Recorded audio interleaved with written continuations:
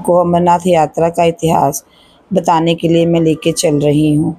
इतिहास क्या है, आइए जानेंगे। हम अमरनाथ की यात्रा के लिए निकल चुके हैं। पहला पड़ाव हमने अमरनाथ यात्रा का सुबह के समय हम यहाँ पे पहुँचे, जहाँ पर हमने अपना ब्रेकफास्ट भी किया और हमारे इस ब्रेकफास्ट में जगह जगह से आए हुए भक्तजन, जिन्होंने अपना जहाँ पर हमारे भक्तजनों के भोजन का प्रबंध किया हुआ, लंगर जिसे हम कहते हैं, लंगर का प्रबंध किया हुआ, बहुत ही सुंदर। देखिए किस प्रकार चेहरे पर मुस्कान लिए हुए ये साथी, अलग अलग, कोई पंजाब से तो कोई हरियाणा से, कोई कहीं से, कोई कुरुक्षेत्र से यहाँ पर पहुँचे हुए और हमें भिन्न भिन्न प्रकार के खाद्य पदार्थ खाने के लिए दे रहे। बहुत ही सुंदर लगता है जब हम अमरनाथ की यात्रा के लिए चलते हैं और इन भक्तजनों से मिलते हैं, जो अलग अलग जगहों से आए हुए अपनी सेवाएं दे रहे। और लंगर में वो भाव, वो श्रद्धालुओं की सेवा जब आपको देखने को मिलती है तो एक अलौकिक ही आनंद आता है। देखिए किस प्रकार, कितनी सुंदरता से लंगर के स्थान को सजाया गया और किस प्रकार, कितने मिठास से, कितने चेहरे पर मुस्कान लिए हुए ये साथी हमें लंगर दे रहे खाने के लिए। और खाने में आप देख रहे इस समय इन्होंने हमें पोहा, कचौड़ी सब वहाँ पे रखा हुआ लंगर में। ये हमारे ऑफिसर्स, जवान जो ड्यूटी पर हैं हमारी रक्षा करने के लिए, यात्रियों की रक्षा करने के लिए, यहाँ से हमने भोजन किया। भोजन करने के उपरांत हम चल पड़े अगड़े पुलाव की ओर। तो देखिए सुंदर नज़ारे देखते हुए आपके दाएं बाएं जब पहाड़ों की छटा बिखरती है तो बहुत ही सुंदर लगता है। अलौकिक दृश्य देखते हुए ऐसा महसूस होता है कि भोलेनाथ आपको खुद बुला रहे हैं अपने साथ लेके जाने के लिए। अनूठी छटा है इस समय। देखिए किस प्रकार जगह जगह पे आपको पुलिसकर्मी तैनात मिलेंगे। और इस समय हम पहुंचने वाले हैं हमारा पहला पड़ाव, जहां पर हमें पहले पड़ाव पे हम रुकेंगे कुछ देर के लिए। हम चित्रकला भी लेंगे, हमने पिक्चर्स उठाएंगे यहाँ पे इस पहले पड़ाव पे पहुँच के, जो पहला पड़ाव हमारा आता है। जब हम अभी इस समय हम पहले पड़ाव पे पहुँच चुके हैं, यहाँ पर गाड़ियों को रोका जाता है। इसे टनल कहते हैं, सबसे बड़ा टनल है जो हमें नाशरी का टनल जिसे हम बोलते हैं। इस टनल को क्रॉस करेंगे तो हम सीधा श्रीनगर के साथ कनेक्ट कर जाएंगे।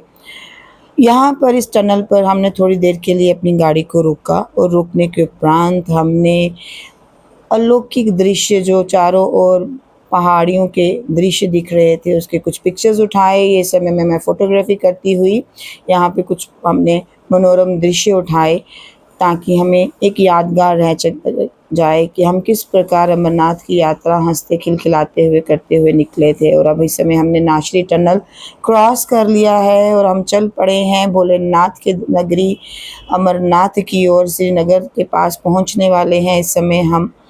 श्रीनगर में पहुंचते ही देखिए कितनी सुंदर छटा इस समय आपको देखने को मिल रही। चारों ओर कितने सुंदर सुंदर आपको घर बने हुए मिल रहे हैं। ये जो घर आप देख रहे हैं इस समय, इन घरों को देखकर आपको लग रहा होगा कि ये क्यों वी शेप में बने हुए, क्योंकि यहाँ पर बर्फ़ पड़ती है और बर्फ़ आसानी से नीचे की ओर ढल जाए, इसलिए यहाँ पर लकड़ी के घरों को इस प्रकार बनाया जाता है। ये हम पहुँच चुके हैं और हम अपनी गाड़ी छोड़ चुके हैं इस समय और हमने गाड़ी बदल ली इस समय और दूसरी गाड़ी, आर्मी की गाड़ी में हम शिफ्ट हो चुके हैं। और अब हम चल पड़े हैं आगे बालटाल की ओर, जहाँ पे ऊपर हमारे रहने का अरेंजमेंट्स किए हुए हैं। अभी हम इस गाड़ी में आगे की ओर जाएंगे। यहाँ से हमें सिक्योरिटी वालों ने अपनी गाड़ी छोड़ने के लिए बोल दिया था और अब हम चल पड़े हैं भोलेनाथ की नगरी। हम पहुँच गए जहाँ पे हमारा अरेंजमेंट्स था। देखिए कितने सुंदर टेंट का अरेंजमेंट किया गया। इस समय ये बेड है हमारे दिए हुए हमें, ये अलमीरा सामान रखने के लिए, ये अटैच बाथरूम्स कितने सुंदर बने हुए और ऐसा लगता है कि बिल्कुल आपको घर का माहौल दिया जा रहा। और हम इस समय अपने जयकारे लगाते हुए भोलेनाथ के जयकारे लगाएंगे इस समय हम, बम बम भोले के। और देखिए इस समय हम चाय कॉफ़ी एंजॉय कर रहे हैं ताकि हमारी थकावट दूर हो जाए। हमारा पूरा ग्रुप जो हम बाबा भोले की यात्रा के लिए निकले थे, हम बाबा भोले के बम जयकारे बम। लगा रहे हैं, हर हर जय शिव महादेव शंभू के जयकारे, हर हर भोलेनाथ, भोलेनाथ के जय शिव जयकारे शंभू कि भोलेनाथ। भोलेनाथ ने हमें अपनी नगरी में बुला लिया। और ये सुबह 3:30 बजे हम भोलेनाथ की यात्रा बालटाल से शुरू कर रहे। हम यहाँ से घोड़े ले रहे, घोड़े लेके हमने ये पहला पड़ाव जहाँ से हमने शुरू की अपनी यात्रा बालटाल के लिए। तो चलिए हम निकल पड़े बालटाल की यात्रा के लिए। देखिए कितने सुंदर मनोरम दृश्य, इस समय 4:30 बजे हैं सुबह के, और घोड़े वाले भैया हमें घोड़ों पे बिठा के इन पहाड़ों की नगरी जहाँ पर बाबा भोलानाथ बसे हुए, देखिए किस प्रकार ग्लेशियर्स जमे हुए। ये अमरनाथ की अमरावती नदी है। अमरावती नदी जो अमरनाथ से निकलती है, किस प्रकार इस समय ग्लेशियर के रूप में जमी हुई, ये हमारे संग संग ऊपर तक आपको दिखेगी। माना जाता है कि अमरनाथ यात्रा जब हम करते हैं तो अमरनाथ से जो नदी निकलती है वो अमरावती नदी निकलती है, जिसे पंचतरणी भी बोलते हैं। वो वह 5 अलग अलग नदियों में बँट जाती है। और जितने भी पड़ाव आपको रास्ते में मिलते हैं ना, तो उन पड़ावों में ये पंचतरणी नदियाँ आपको मिलती चली जाती हैं, अलग-अलग छोटी-छोटी नदियों के रूप में बँटी हुई। ये इस समय मैं वीडियो बना रही हूँ, कैप्चर्स ले रही हूँ। सुबह का टाइम है, ठंड है बहुत ज़्यादा, और इस ठंडक में लुत्फ़ लिया जा रहा है हर हर भोलेनाथ के जयकारे लगाते हुए, हर हर भोलेनाथ के डमरू बजाते हुए, भोलेनाथ की छटा के अनोखे दर्शन करते हुए, हर जगह पे भोलेनाथ के भक्त जयकारे लगाते हुए जा रहे, घोड़ों के ऊपर पैदल यात्रा करते हुए। बहुत ही सुंदर और अनूठा अनुभव है। मैं पहली बार इस अमरनाथ की यात्रा के लिए जा रही हूँ। बचपन से एक मन में अलौकिक डर था, मन में एक अलौकिक छटा थी कि किस प्रकार मैं इस चित्र के दर्शन करूँगी, किस प्रकार मैं इस अनूठी छटा के दर्शन करूँगी। मुझे इस छटा के दर्शन करने हैं, यहाँ तक पहुँचना है, वो मैं कैसे पहुँचूँगी। इस समय हम यहाँ पे पहुँच चुके हैं और यात्रा कर ग्लेशियर रहे हैं। जमा हुआ और यात्रा करते हुए आपको छोटे-छोटे पहाड़, नदियाँ, तालाब सब नज़र आ रहे हैं। यात्रु यात्रा करते हुए नज़र आ रहे हैं और हम उनको देखते हुए चल रहे हैं। लीजिए, यहाँ पर हमारे ठहरने का, हमारे चाय वग़ैरह पीने का अरेंजमेंट्स किए गए हैं आर्मी की तरफ से। वो हमारा फर्स्ट पड़ाव आ गया। अब हम यहाँ पे रुकेंगे कुछ क्षण के लिए, फ़ोटोग्राफ़ी करेंगे, यहाँ पे हम अनोखी अलौकिक छटा को निहारेंगे। और मैं आपको बताती हुई चलूँ कि ये अमरनाथ यात्रा क्या है। कहा जाता है कि एक दिन एक ग्लेशियर जमा हुआ। बूटा मलिक नाम का एक मुस्लिम जो चरवाहा था, अमरनाथ गुफ़ा की खोज की थी जिसने, वह यात्रा वह वहाँ पे अपने चरवाहा था और अपने पशुओं को चराने के लिए लेके जाता था। ये अमरनाथ की यात्रा श्रावण महीने में 45 दिन तक चलती है और श्रावण मास जुलाई और अगस्त में शुरू होती है। लेकिन कहा जाता है कि एक दिन बूटा मलिक को एक साधु जो भगवान शिव के वेश में थे, ने कोयले का एक थैला दिया था। जब बूटा ने घर जाकर उस थैले को खोला तो वह सोने के सिक्कों से भरा हुआ था। इसके बाद उसने गुफा की खोज की और प्राकृतिक बर्फ का शिवलिंग देखा। अमरनाथ यात्रा की एक पौराणिक कथा भी है कि जिसमें भगवान शिव ने माता पार्वती को अमरता का रहस्य बताया था। इस कहानी को अमर कथा कहा जाता है। कहा जाता है कि जब भोलेनाथ माता पार्वती को लेकर इस स्थान पर पहुँचे तो उन्होंने अपने पंच तत्व से का इस गुफा के बाहर ही त्याग कर दिया और माता पार्वती को लेकर इस गुफा के भीतर चले गए। और उन्होंने माता पार्वती से कहा कि जब तक मैं आपको ये कथा सुनाऊंगा तब तक आप इस कथा को सुनेंगी और आप सोएंगी नहीं, और आप कथा सुनते हुए हुंकारा भरती रहेंगी। और माता पार्वती जब ये कथा सुन रही थी तो कम 1.5 महीने तक वो लगातार भोलेनाथ से कथा सुनती रही। तो भोलेनाथ की कथा सुनते-सुनते 1.5 महीने के बाद माता पार्वती को नींद आ गई और जहाँ भोलेनाथ का आसन बिछा था उस आसन के नीचे 2 कबूतर के अंडे थे जो सेक से कबूतर के रूप में परिवर्तित हो गए थे। और 1.5 महीने के उपरांत वह कबूतर शिव जी को हुंकारा भरते रहे और वो कथा सुनते रहे। और ये कथा अमर करने वाली कथा थी। तो जब भोलेनाथ ने ये कथा पूरी की और उन्होंने देखा कि वो 2 कबूतर हुंकारा भर रहे थे और माता पार्वती तो सो चुकी थी, तो उन्होंने उस समय उन्हें बोला कि कबूतरों ने जब ये कथा सुनी तो भोलेनाथ को क्रोध आ गया और उन्होंने गुस्से में आकर उन कबूतरों के पीछे अपना त्रिशूल छोड़ दिया कि उन्होंने ये अमरता की कथा सुनी और माता पार्वती ये कथा नहीं सुन पाई। तो तब जो पक्षियों के राजा थे, उन्होंने उनसे आग्रह किया कि प्रभु, यदि इन्होंने आपकी कथा सुन ही ली है तो इन्हें बख्श दीजिए।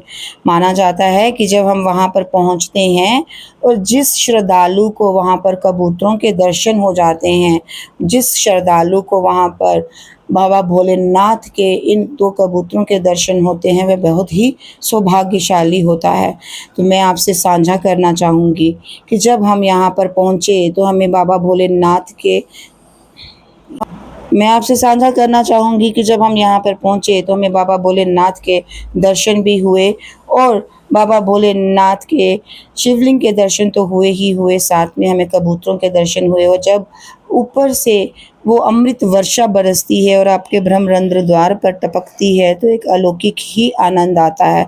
बहुत ही सुंदर आनंद था वो, बहुत ही सुंदर अलौकिक दृश्य था जो सिर्फ़ केवल आप महसूस कर पाते हैं, उसे आप महसूस कर सकते हैं। शब्दों में बयान करना बहुत मुश्किल होता है। इस समय हमने यहाँ के बहुत से पड़ाव क्रॉस कर लिए हैं। इस समय आप देखिए कितने सुंदर पहाड़ों की छटा सामने से देखने को मिल रही।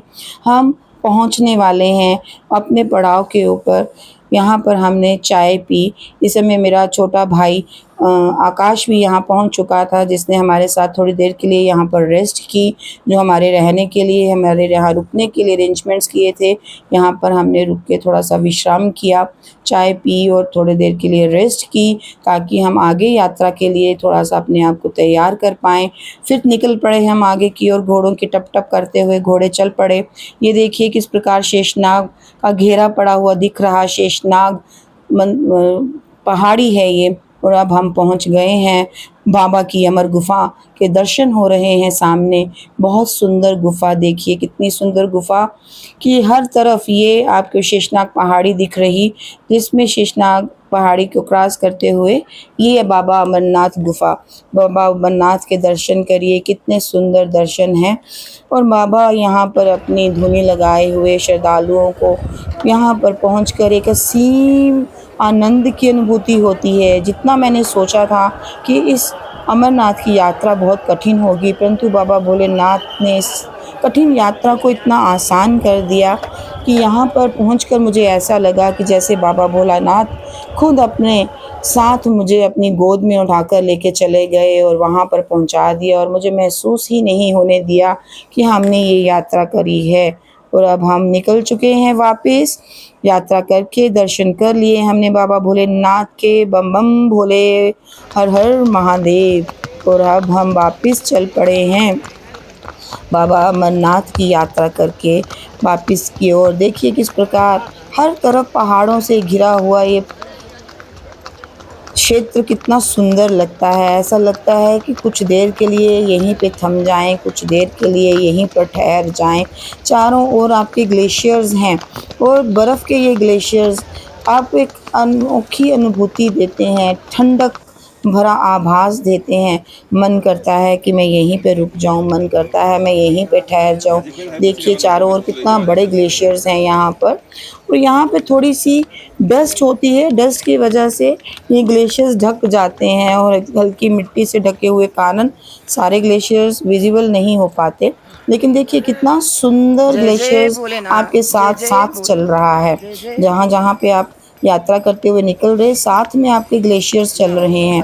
तो ये अब हम वापस पहुँच चुके। हमने दर्शन कर लिए बाबा भोलेनाथ को, हमने बाय बाय बोल दिया, वापस की ओर चल पड़े हैं हम। यहाँ की यात्रा का आनंद लुत्फ़ उठा के हम नीचे की ओर आ चुके हैं। ये हम आ गए नीचे की ओर, अपनी गाड़ी में बैठकर पहाड़ियों को नज़ारे लेते हुए अब हम पहुँचेंगे अपने वापस उसी ठिकाने पर जहाँ पर हमारा रहने का, ठहरने का अरेंजमेंट्स किए गए थे। वहाँ पर हम पहुँचेंगे। नाइट स्टे हमने बाबा भोलेनाथ की कृपा से वहीं पे नीचे बालटाल में ही अपने टेंट्स में कर लिया। और हमारा मन नहीं हो रहा था क्योंकि हल्की-हल्की बारिश शुरू हो चुकी थी और उस बारिश की ठंडक में रुकने का मन कर रहा था। तो ये देखिए, आप भी एन्जॉय करिए कि कितने सुंदर पहाड़, पहाड़ों पे बर्फ़ पड़ी हुई। ये देखिए कितना सुंदर, ये टेंटों के बाहर मैं इस समय खड़ी हूँ और टेंटों का लुत्फ़ उठा रही हूँ। बारिश हो रही थी इसलिए छाता उठा के मैंने जो है वो थोड़ी-सी रिकॉर्डिंग की, वीडियोज़ बनाए, क्लिपिंग्स ली, आगे-पीछे क्षेत्र की। मन नहीं कर रहा था यहाँ से निकल कर आने का, परंतु आगे के पड़ाव की ओर भी हमें बढ़ना था। देखिए कि ऐसे लगता है बाबा भोलानाथ आपको बुला रहे हैं कि आओ और मेरे दरबार में बस यहीं पे रम जाओ, यहीं पे ठहर जाओ, यहीं पे कहीं पे रुक जाओ। तो बाबा भोलेनाथ की कृपा से हमने अमरनाथ की यात्रा बहुत ही सुविधापूर्वक, बहुत ही आराम से, बहुत ही अच्छे से कर ली है। अब हम यहाँ से आगे की ओर चलते हैं। बम बम भोलेनाथ, हर हर महादेव, जय श्री शिव शंभू।